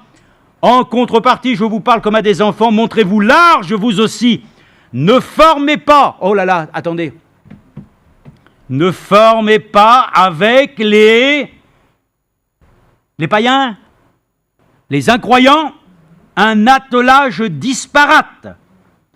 Car quelle association y a-t-il entre la justice et l'iniquité? Ou quelle communion entre la lumière et les ténèbres? Et quel accord entre Christ et Bélial? Quelle part le croyant a-t-il avec le non-croyant? Quel contrat d'alliance entre le peuple, le temple de Dieu et les idoles? Car nous sommes le temple du Dieu vivant, comme Dieu l'a dit. Amen. J'habiterai, je marcherai au milieu de vous. Et puis verset 18, je serai pour vous un père, et vous serez pour moi des fils et des filles, dit le Seigneur Tout-Puissant. Amen. Oh, Frère Branham nous donne un exemple. Et je pense que c'est ça. C'est ça dont nous avons besoin. Lui-même, dans le début de son ministère, il rencontre pour la première fois les pentecôtistes. Et il fixe avec eux ainsi un rendez-vous qui n'aura jamais lieu. Sous la pression, sous l'influence ainsi de la belle-mère. On n'a rien contre les belles-mères. Mais dans le cas présent, c'était la belle-mère. Qui lui a démontré que c'était des holy rollers, que c'était ainsi des saints qui se roulent par terre, des gens qui n'avaient pas la notion ainsi des choses responsables. Oui. Mais lui-même avait vu la chose. Il a dit, qu'est-ce que j'aimerais posséder la chose? Parce que Frère Branham se sentait ainsi, vraiment, il se sentait limité. Il voyait que quelque chose lui manquait. Quelque chose qui réellement l'empêchait d'avoir ce qu'ils avaient. Et il a dit alors, soudainement, quand j'ai vu ainsi ce vieux frère, qui était là, il dit, il semblait tout tordu, mais soudainement, tellement l'esprit l'a pris, il a dit, oh, maintenant, cet endroit, je n'ai plus assez de place. Alors il a dit, il est passé par-dessus l'estrade, et il a commencé ainsi à louer le Seigneur. Il dit, là, je me sens bien. Frères et sœurs, que Dieu nous aide aussi de sortir, frères et sœurs, de notre confort, comme on dit. Cette zone sur laquelle, ainsi, malheureusement, nous sommes piégés. Que nous passions de l'autre rive. Que nous passions, frères et sœurs. S'il fallait, Frère Manassé et moi, nous pourrions le dire, nous pourrions même enlever cette chair. Si elle devenait un obstacle. Mais elle n'est pas un obstacle. Mais nous pouvons le dire. Nous ne regardons pas simplement à cette chose. Nous voulons passer au-dessus, frères et sœurs, de tout ce qui est institutionnel. Nous voulons aussi être animés du Saint-Esprit. Et Frère Branham a dit, c'est ce que je veux. C'est ce que je veux. Et vous savez que Dieu lui a accordé. Amen. Et Dieu nous l'accordera aussi. Maintenant, si tu veux faire la place pour le Seigneur Jésus, passe par-dessus tous tes principes. Comme la femme l'a dit, sur toutes les traditions. Alors, croyez-moi, la meilleure place qui sera dans ta vie, ce n'est pas simplement Jésus en tant qu'homme, mais ça sera le baptême du Saint-Esprit. C'est ça la place dont nous avons besoin. Nous avons besoin, non pas simplement de l'homme de douleur. Nous avons besoin aussi de celui qui avait dit, vous recevrez la promesse du Père. Le Saint-Esprit, il vous conduira dans toute la vérité. Et je serai avec vous tous les jours, jusqu'à la fin des temps.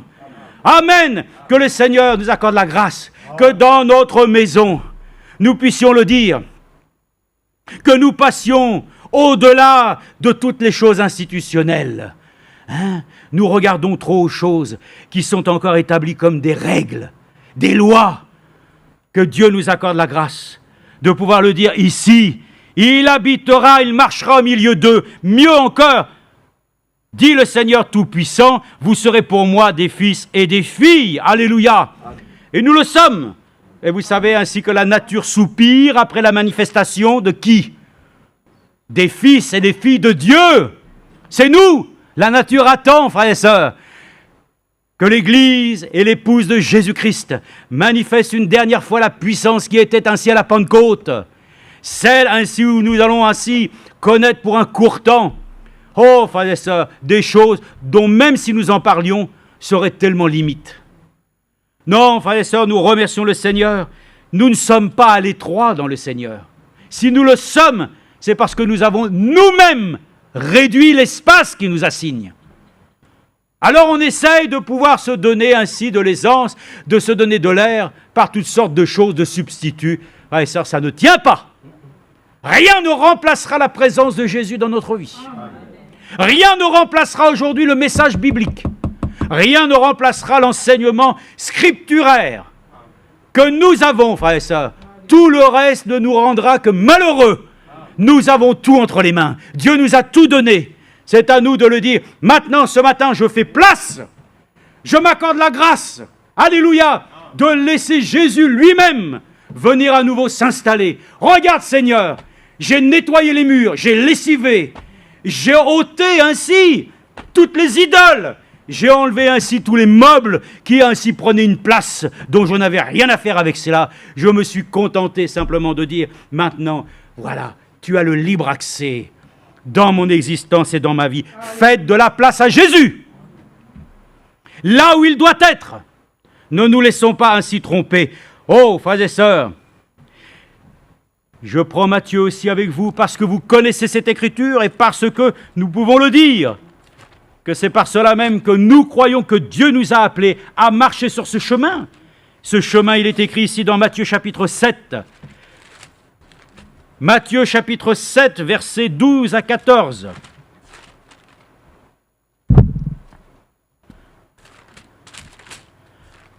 Matthieu chapitre 7, versets 12 à 14. Je confirme, la fin de la canicule n'est pas encore ici à cet endroit. Il fait chaud, mais par la grâce du Seigneur, ça fait du bien de suer un peu pour lui. Parce que moi, comme disait mon père, j'en sue. Quand il disait ça, c'est qu'il en avait marre de beaucoup de choses. Mais nous ne pouvons pas nous lasser du Seigneur, n'est-ce pas? Donc nous l'aimons et nous le remercions, qu'il nous accorde la grâce de lire ensemble. En Somme, verset 12, je vous l'ai dit, c'est la règle d'or. Comme il y a le chiffre d'or, il y a une loi ici en or. Tout ce que vous voulez que les hommes fassent pour vous, vous aussi, faites-le de même pour eux, car c'est la loi et les prophètes. Maintenant, entrez par la porte étroite, car large est la porte, et spacieux. C'est celui-là que tu veux. C'est ça que nous voulons. C'est là que nous voulons nous faire de l'espace. Bon, je vais vous dire une chose. De la même manière qu'il y a, je pense que Famanassé l'a eu, cette formation-là aussi. Il y a une formation, ça s'appelle la gestion du temps. Il y a des gens qui n'arrivent pas du tout à gérer leur planning. Les mails, ils ne savent pas quand est-ce qu'il faut faire, ils ne savent pas, bon voilà. Mais il y a aussi ce qu'on appelle la gestion de l'espace. Ça, c'est très important. Il y a des gens spécialistes qui sont capables, ainsi par exemple, avec 20 mètres carrés, de vous rendre ainsi l'aspect de cet endroit comme s'il en faisait 40. Parce qu'ils savent disposer les choses. Oh, ça j'aime ça. Mais attendez, il ne faut pas vivre dans l'illusion, nous. Non. Faut pas qu'on nous raconte des bobards. Faut pas qu'on nous raconte, si tu fais ceci, si tu fais cela, et puis si tu adhères à ceci, tu adhères à ça, tu vas avoir... C'est artificiel, ça. Ce que nous voulons, c'est de le recevoir de Dieu lui-même. De la chose qu'il puisse, oui, nous enseigner la gestion de cet espace spirituel.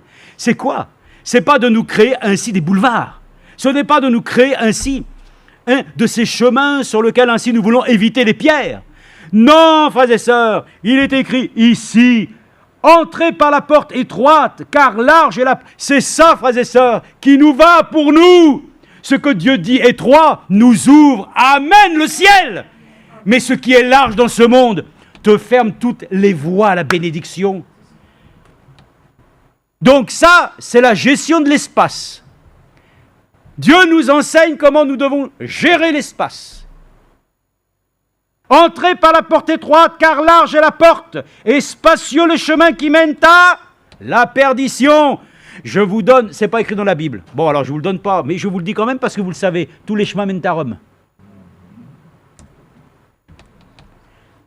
Tous les chemins mènent à Rome, à la perdition. Mais un seul conduit. C'est le chemin du Seigneur, où il est dit, « Oh, mais étroite est la porte et resserrez le chemin. » J'étouffe. Ah, tu te rends compte? Moi, je souffre déjà de claustrophobie. Bon, je veux bien le croire. Quand on va dans un ascenseur, moi, je ne suis pas le plus à l'aise. J'aime pas trop cet endroit-là. On s'y habitue, on n'est pas superstitieux, on n'est pas... Non, mais on n'est pas à l'aise dans des endroits comme ça. Moi, je ne suis pas à l'aise. Je préfère prendre l'escalier dans un sens parce que, bon, voilà. Mais ce n'est pas la chose qui est là. Ça veut dire que simplement, il est dit, « Mais étroite est la porte et resserrez le chemin qui mène à la vie. » Il mène à la vie. Ça, c'est mon espace. C'est ça dont j'ai besoin. Je n'ai pas besoin de me créer moi-même une voie de secours. Quand il y a sur l'autoroute, à un moment donné, des bouchons, tout le monde voit bien qu'il y a des sorties. Mais il dit, mais pourquoi c'est pas ouvert ici? Oui, ben parce qu'à cet endroit-là, si tu sors, tu ne vas pas payer. Donc on te laisse poireauter pendant des heures, et puis tu payes. Alors les gens disent encore en plus, il faut payer cher, et en plus c'est bouché. Ben oui, c'est comme ça. Ça fait partie de la chose. Mais il est dit, étroite est la porte et resserrez le chemin qui mène à la vie, et il y en a peu qui le trouvent. Gardez-vous des faux prophètes, ils viennent à vous comme les brebis, comme des brebis, mais au-dedans, ce sont des loups ravisseurs. Amen. Remercions le Seigneur. Bon, ça va, la gestion de l'espace, vous avez compris? La gestion de l'espace se trouve ici d'abord. Si tu veux te sentir à même de voir ta vie devenir dans un espace sur lequel tu te sens bien, reconsidère d'abord si tu es toujours ainsi sur le chemin étroit. En tout cas, c'est ce chemin-là qui s'appelle le chemin des méprisés. Et Frère Branham le disait, c'est les méprisés du Seigneur. Et les méprisés du Seigneur, vous savez, vous allez dire, c'est pas très encourageant. Mais toute parole de Dieu est un sujet de consolation.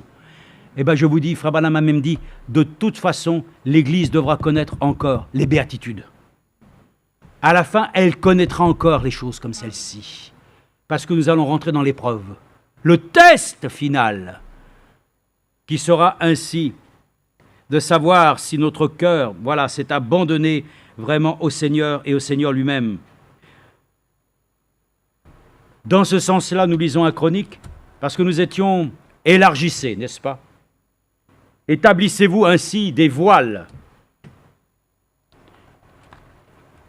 Eh bien, ici, il est écrit dans 1 Chronique 29-12, ce que le Seigneur lui-même a donné comme promesse, et pour cela même, alors, nous nous y appuyons avec foi, puisqu'il le dit. Pourquoi on va se priver, n'est-ce pas, de douter? Il le dit lui-même. Donc, dans 1 Chronique, chapitre 29-12, il est dit ici. D'abord, verset 10, David bénit l'Éternel en présence de toute l'assemblée. Bon, lisons comme c'est écrit. David dit, loué sois-tu d'éternité en éternité, Éternel, Dieu de notre Père Israël. À toi, Éternel, la grandeur, Amen, la puissance, encore Amen, et la splendeur, changeons, Alléluia. L'éternité et l'éclat. Donc, ça fait beaucoup de choses, hein.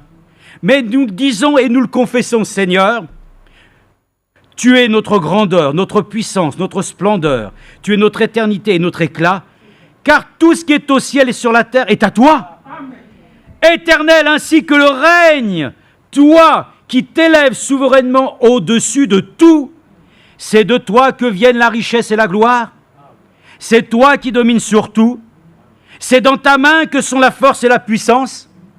Dites avec ça, normalement, on est blindé. Hein. On devrait pouvoir arriver dans la semaine qui va venir à voir tous les murs de Jéricho s'effondrer. Amen. Mais qu'il en soit ainsi. Et c'est la main qui a le pouvoir. Oh, étonnez, j'aime ça. Vraiment, je me suis dit en moi-même, oui, avec tout ce qui vient d'être énuméré, regardez. Vous savez, nous l'avons entendu dernièrement, si ton cœur te condamne, ça ne va pas aller pour toi. Hein. Mais, si ta conscience ne te condamne pas, tu as de l'assurance. Et puis Dieu est plus grand que ton cœur. Amen. Tu vois, t'as compris la chose? Étroit. Mais Dieu est plus grand que ton cœur. Amen. Il est plus grand que ma petite vision des choses. Minable. C'est minable. Vous savez, il y avait toi le frère Daniel Ahmed, quand il aimait les voitures des fois, et puis d'un seul coup, lui, il regardait, puis il entendait, il klaxonnait, il dit « Oh, le klaxon, minable ». Donc pour lui, la voiture était minable aussi. C'était sa manière de voir la chose, c'était une plaisanterie. Mais pour dire simplement, oui, notre Dieu lui-même, il est tout-puissant. Et nous sommes reconnaissants à l'heure qu'il est dit, et c'est ta main qui a le pouvoir de tout agrandir et de tout affermir. Amen. Alléluia. Nous avons un Dieu qui peut agrandir ta maison. Comment ça va se passer? Je ne sais pas, mais ça va bien se passer. Les gens me disaient ça des fois, moi, bon, quand les gens étaient sympathiques, ils venaient avec moi, mais monsieur, mon train est en retard, et la correspondance et tout, et qu'est-ce que vous voulez lui dire des fois? Le train vient de partir, elle a déjà du retard, comment vous voulez savoir qu'est-ce qui va se passer quand vous arrivez à Lyon? Ça se trouve, il va y avoir encore plus de retard, Bon, j'ai dit, mais comment ça va se passer, monsieur? Ben, j'ai dit, ça va bien se passer. Ah bon? Mais oui, ça va bien se passer, de toute façon, il y aura une solution. Peut-être pas forcément celle que vous aimeriez, mais enfin, il y aura une solution. Il faut pas simplement se rassurer, mais nous le croyons que Dieu lui-même, dans sa main, a le pouvoir de tout agrandir. Amen. Il a le pouvoir, frères et sœurs, de nous accorder la grâce, tout ce qu'il veut, qui sera ainsi nécessaire à notre besoin. Amen. Alors nous le croyons, c'est même lui qui démultiplie. Alléluia. Et il l'a fait avec Job. De ce qu'il avait, Dieu lui en a donné ainsi le double. Merci Seigneur. Ne nous inquiétons de rien. Notre Père sait de quoi nous avons besoin. Et moi, je me suis limité. Seigneur, je vais peut-être avoir... Et puis tu es même surpris que quand il te donne la chose, elle est même encore plus grande que tu attendais, dis donc. Oui, mais ça va être plus cher. Non, pour le même prix. Avec Dieu, vous savez, on envoie des choses merveilleuses. Hein. Oh là là là là, avec lui. Parce que nous avons cette assurance que là, ce matin, sa main a le pouvoir de tout agrandir. Amen. Et il a les moyens de faire de la place pour le Seigneur. Amen. Comment il va faire? En le faisant d'un processus divin où il ne va pas te négliger sur ta responsabilité toi-même de faire ta part. Le Seigneur fera sa part, mais toi, choisis la vie et non la mort. Choisissons la vérité et non pas le mensonge. Choisissons l'adoration véritable, rejetons l'idolâtrie. Acceptons de servir le Seigneur, rejetons Mammon. Faisons des choix ce matin. Et le Seigneur trouvera ainsi sa place pleine et entière, afin que nous puissions être remplis de sa présence. Amen. Alléluia. Nous allons terminer avec Jean 3,30 et puis 2 Pierre. Jean 3,30. Jean 3,30. En tout cas, c'est ce que j'ai marqué, j'espère que c'est bon. Jean 3,30. Alors, c'est le dernier évangile. Jean 3,30. Il est dit ici. Ah oui, bien sûr. Bon, oui, ça ne peut pas être autre chose, c'est vrai. Verset 29, celui qui a l'épouse, c'est l'époux. Mais l'ami de l'époux qui se tient là et qui l'entend éprouve une grande joie à cause de la voix de l'époux. Aussi, cette joie qui est la mienne est complète. Bien. Normalement, voilà, la chose est satisfaisante. Mais il dit, il faut qu'il croisse et que je diminue. Celui qui vient d'en haut est au-dessus de tout. Donc c'est pour te dire, si tu commences à prendre toute la place, c'est foutu. Jésus lui-même, il a été invité. Hein. Il a été invité, et quand il a été dans les lieux sur lesquels ainsi, il a eu l'occasion notamment d'avoir certaines expériences, on lui a dit, mais comment? Tu ne sais même pas qui est cette femme, tu te laisses ainsi, comme ça, manipuler et tout. Ah là là là là là là, hein. Jésus vient où on l'invite. Donc si tu veux qu'il ait une place, invite-le aussi. Il viendra, et il aime venir dans les cas difficiles. Parce qu'il n'est pas venu pour ainsi simplement aider le bien portant, il est venu pour les malades. La place qu'il doit avoir dans notre vie, c'est qu'il doit être docteur. C'est merveilleux quand même. Si on vit chez nous, à l'image naturelle, le docteur, il est là-bas. L'autre, il est là-bas. Mais lui, il est le tout en tout. Il pourvoit même dans ma maison. S'il a pris place en moi, il sera tout ça pour moi. Ça n'empêchera pas que certaines choses, tu feras appel aux choses. Mais dans le domaine ainsi de la foi, il répondra à tous nos besoins. Alors nous sommes très heureux qu'il dit lui-même, celui qui vient d'en haut est au-dessus de tous. Celui qui est de la terre est de la terre. Et il parle comme étant de la terre, mais celui qui vient du ciel est au-dessus de tous. Il rend témoignage de ce qu'il a vu et entendu et personne ne reçoit son témoignage. Celui qui a reçu son témoignage a certifié que Dieu est vrai. Car celui que Dieu a envoyé dit les paroles de Dieu, parce que Dieu donne l'esprit sans mesure. Alléluia! Oh, frères et sœurs, ce n'est pas simplement de faire une petite place.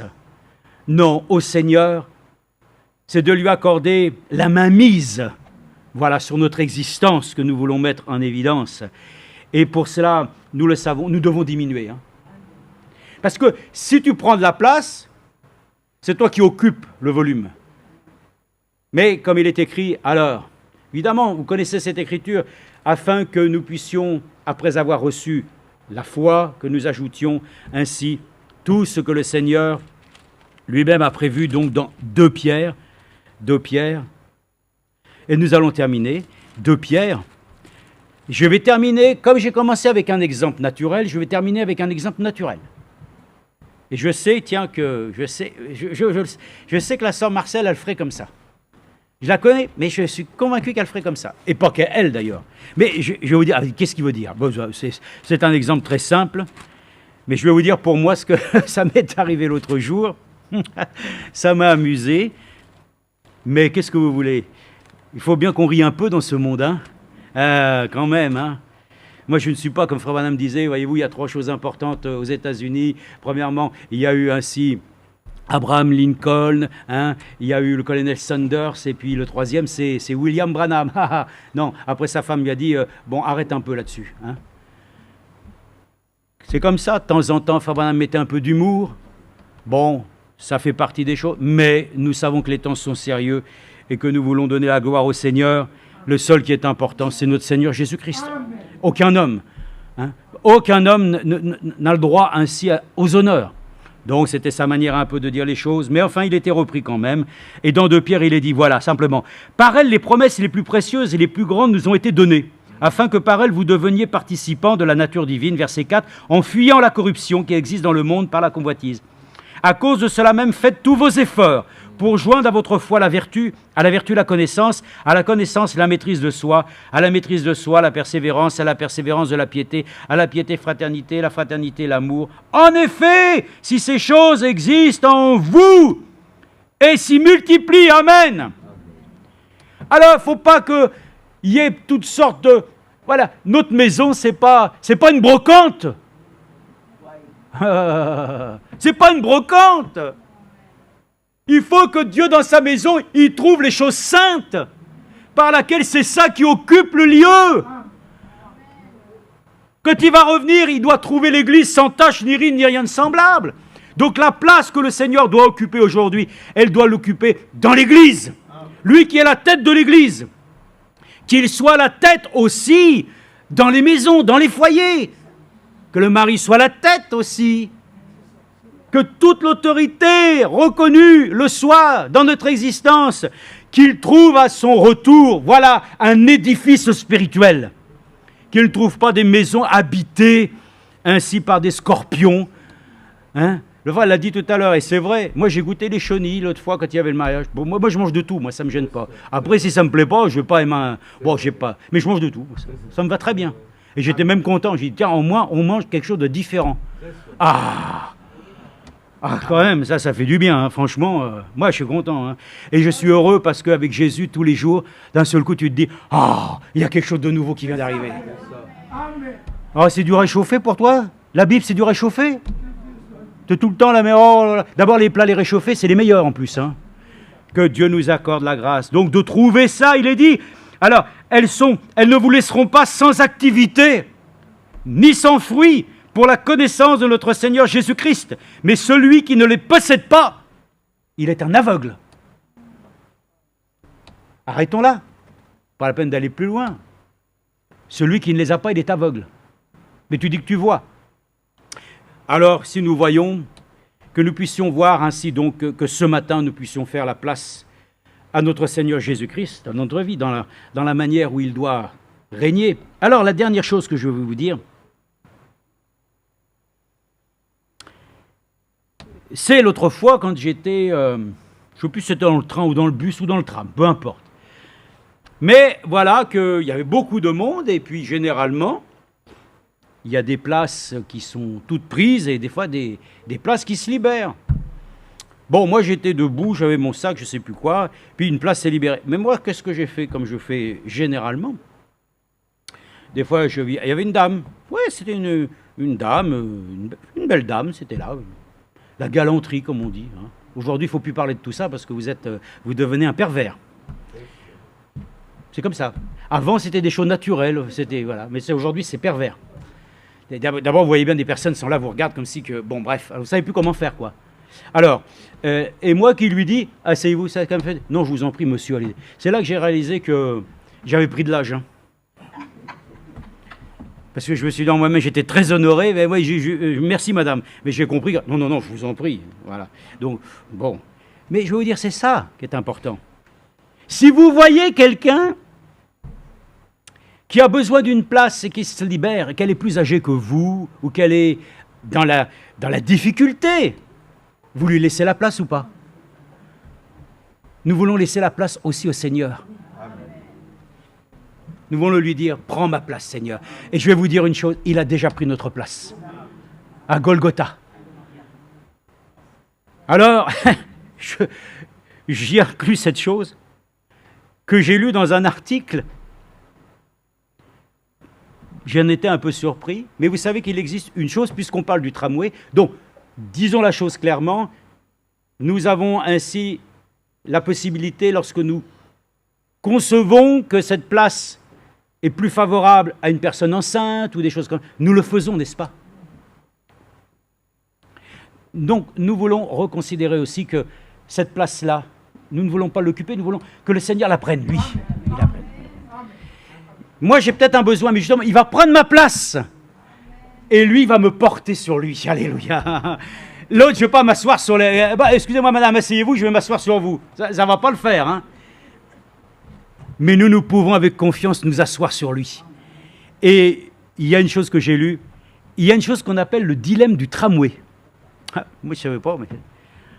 En fait, c'est une situation qui pose un problème pour la conscience humaine. En fait, un tramway, par exemple, qui circule à une vitesse excessive, qui ne peut plus s'arrêter. Il y a 5 personnes à l'intérieur. Lorsque le tramway va s'arrêter, malheureusement, les 5 personnes seront mortes. Mais il y a une autre solution. C'est qu'on s'aperçoit qu'à un moment donné, on peut créer une bifurcation. Et la bifurcation fait qu'à un moment donné, le tramway, lorsqu'il va ainsi s'arrêter, il n'y aura qu'une personne qui, malheureusement, va décéder. La question est de savoir, alors, qu'est-ce qu'on fait? Est-ce qu'on privilégie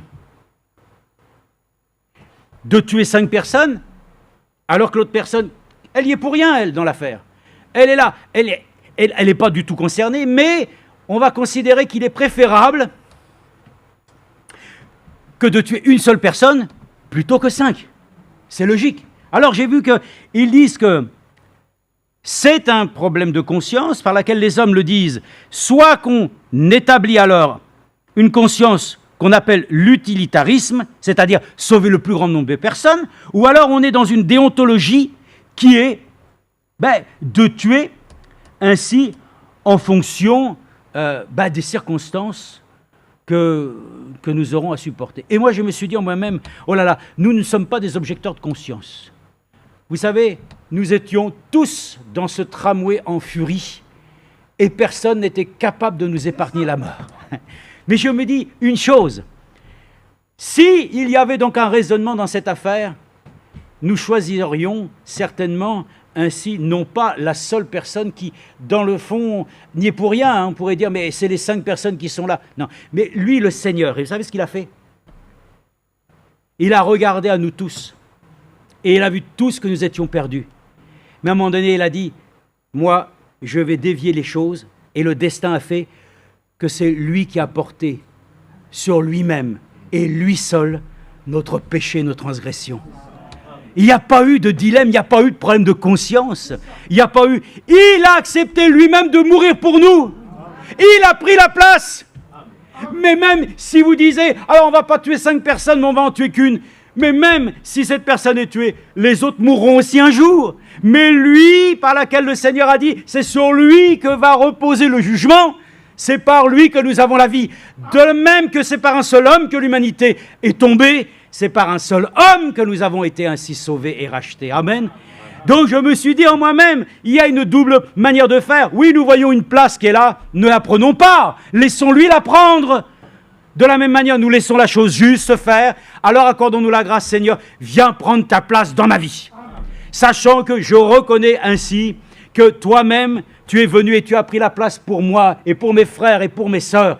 Tu ne nous as pas laissé aller à l'échec. Tu nous as accordé la grâce de prendre toi-même ainsi sur toi nos péchés et nos iniquités. Je suis heureux, frères et sœurs, de voir Dieu nous parle tantôt d'une manière, peut-être ça ne vous parle pas autant, mais ça doit quelque part quand même attirer notre attention.